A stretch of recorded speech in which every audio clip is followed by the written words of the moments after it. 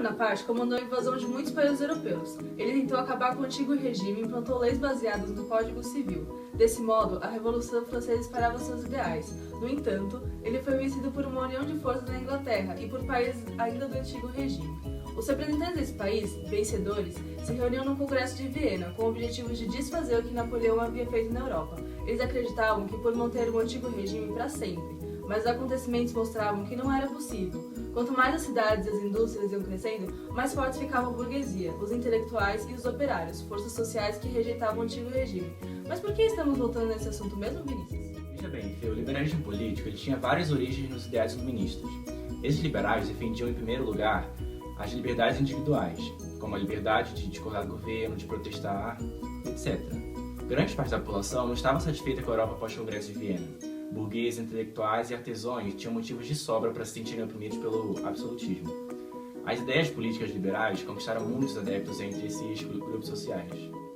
Então, Vini, o liberalismo em si foi a transformação do poder político que deixa de manter características do absolutismo e passa a apresentar características liberais. Para quem ainda não sabe, absolutismo é uma monarquia com total poder político do rei. Já o liberalismo político foi igual à liberdade política, que é um conceito central na história ocidental e do pensamento político, que é uma das características mais importantes, reais ou ideais, das sociedades democráticas. É basicamente a liberdade dos indivíduos diante a política.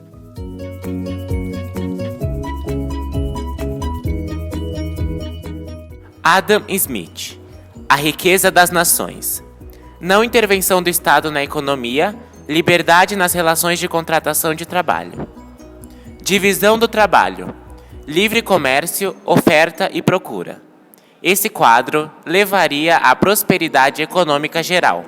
Thomas Malthus, 1766 a 1834.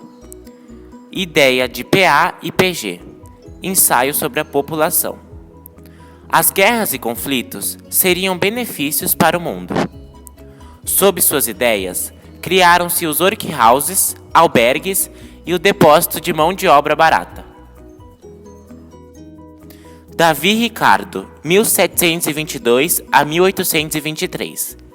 Princípios da economia política e tributação.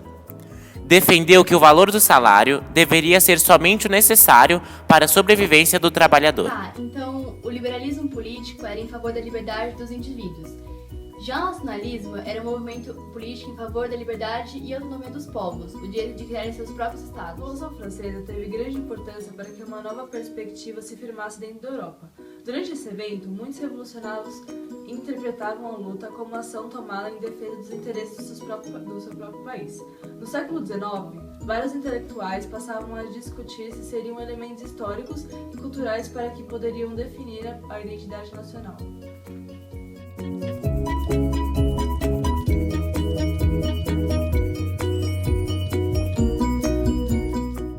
A doutrina nacionalista colocava a defesa da nação acima de outras experiências e instituições, tal como Estado, Igreja, partido político ou sindicato. Paralelamente, também devemos destacar que o sentimento nacional provocou transformações profundas na relação das nações entre si. O verdadeiro nacionalista deveria sempre acreditar e perceber que a soberania da sua nação estava acima dos interesses particulares e das ameaças estrangeiras. Para os liberais, o nacionalismo acabava sendo interpretado como um grande desdobramento do próprio liberalismo. Afinal de contas, a busca pelo direito de escolher o próprio governo, criar as próprias leis e defender o território integravam um amplo conjunto de lutas que garantiam a liberdade e a igualdade. Por outro lado, podemos ver que esse movimento ia de encontro com as doutrinas socialistas, que defendiam a união dos trabalhadores por todo o mundo. É possível identificar dois tipos de nacionalismo. Nacionalismo liberal.